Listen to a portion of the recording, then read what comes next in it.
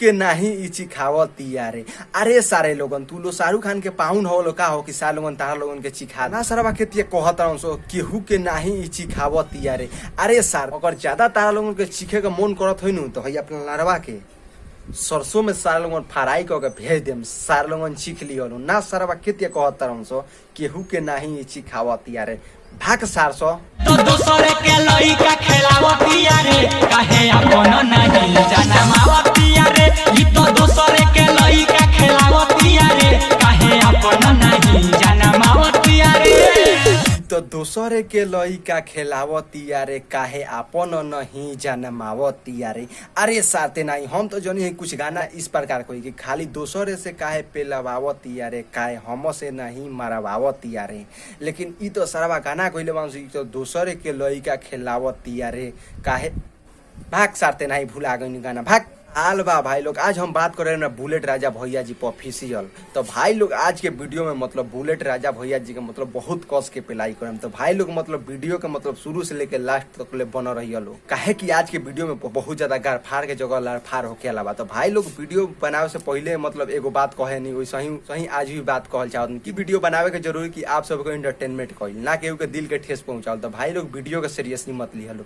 तो बिना कोनो लारवा लहसुन के बुलेट राजा के गोरिया कमना के मनीषावा खातिया रे दिने दिने एतना मोटातिया रे। कावना के मनीषावा खातिया रे आ दिन दोपहर मुटातिया रे। अरे ए भैया जी मनीषावा मतलब यू अपना भातार से पेलवाओ चाहे अपना यार से पेलवाओ मतलब केहू से पेलवाओ मतलब तहार सारे काहे गार फाटता सारे तू बताओ हम जानल चाहत नहीं। तो ना भाई लोगन मतलब सुनो तरलो सारा के दिया कहता कि कावना के मनीषावा खातिया रे आ दिन दोपहर मोटातिया मोटाते चाहे लार चाटतिया। इस सार के देखला के बाद सारा ऐसा लगता नहीं कि सार के गार में सबसे ज्यादा खुजली बा यही से सारा गावता कि कावना के मनीषावा खातिया रे। भाग सार कावना के रोनिया खातिया रे दिने दिने यही तो मोटा हतिया रे। अरे सरवा ई ना मानी रे। इस सार हितवा तनी देर आगवा कहत लो कि कावना के मनीषावा खातिया रे आ दिने दोपहर मोटातिया चाहे लार चाटतिया। लेकिन सरवा अभिन खानी कहता कि कावना के रोनिया खातिया रे आ दिने दोपहर ई मोटातिया रे।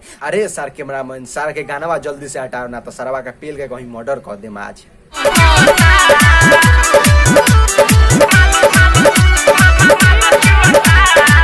एगो सारा हम भोसरी वाला सिंगर से पूछनी जिनका नाम है बुलेट राजा भैया जी। इनका से पूछनी कि ए भैया जी तू इतना गंदा गाना काहे गावे लो। सर का कहलन तो भाई लोग तू लो सुन लो।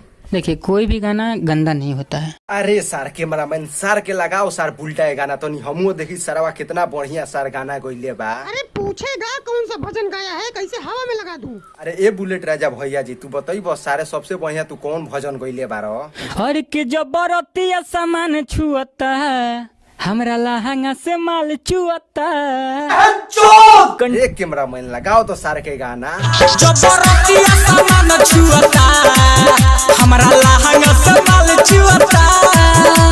ई रलो बुलेट राजा भैया जी के असली गाना। तो ना भाई लोग मतलब गाना के भाव सुनता रहो जबरतिया सामान छुअता हमरा लहंगा से माल छुआ। भाई लोग अभी सार अभी आगे का कहले बा माल के बारे में का बतेले बा तो भाई लोग इहो बात तू लो सुन लो।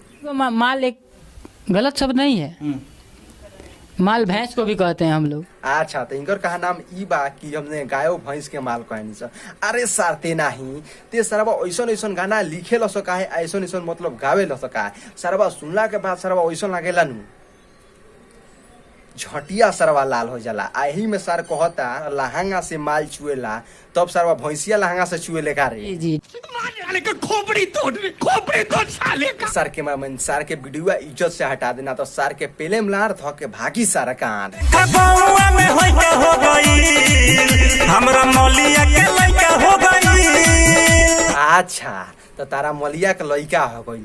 अरे सारते नहीं तो जाके तू गांव में फेंसा बांट दो और सारे जाके कह दो कि हमारा मलिया बिया गई। तो ना भाई लोग मतलब देखो तारा लो सार के मलिया बिया गई बते एक माल बिया गई बते इतना खुश बा भाई चांस से कर दीदिया बिया जी तो सरवा कितना खुश होई रे।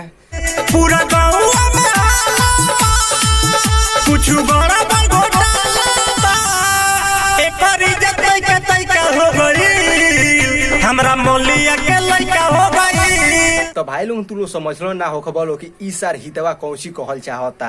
ई सार के कहा नाम बा कि एकरा मलिया के लइका हो गइल बा, तो मतलब गांव जवार में पूरा सरवा हाला हो गइल बा। आ सबसे तो ज्यादा सरवा के एकरा खुशी बा, मतलब हमारा नजर से सार काहे कि सार के इतना खुशी बानू तबे तो ई सरवा गीत गागा के सुनावता कि हमारा मलिया के लइका हो गइल। अरे सार के मन सारे इज्जत से वीडियो हटा दो ना, तो जाना तरनु पेला ढेर दिन हो गइल बा सारे तारा का पेल के मुंह आते हम सारे। भाई लोग आज के वीडियो यही समाप्त होते हैं। वीडियो है तो बहुत अच्छा लागल है तो लाइक करियल, अगर चैनल पर नया बा तो चैनल के सब्सक्राइब करियल, देखल रेड कलर के बाइक मार के घंटी बजा दलो। अगर मन में कुछ आवत है तो कमेंट में पेल दियल, और बहुत ही जल्द मिलो अगला वीडियो खाती। तो खाली दे दलो इजाजत, बाय।